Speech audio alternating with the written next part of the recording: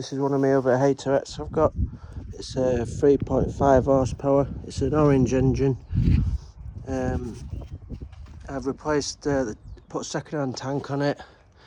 I've put a new carburettor on it with a bubble on it so you can prime it. Looks all original. I've changed the oil on it, changed the air filter. This is the first time I'm using it on a customer's garden. It starts up normally first time. You just got to prime it first.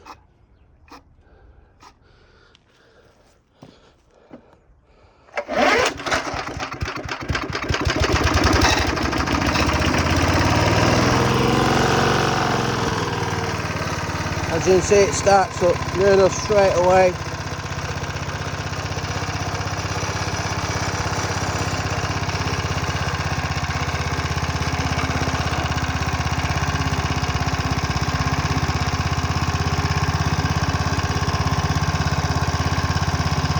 I will replace the blades on it.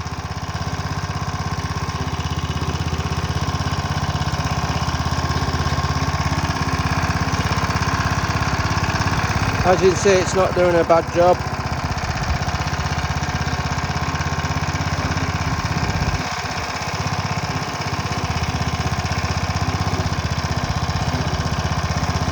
Thank you.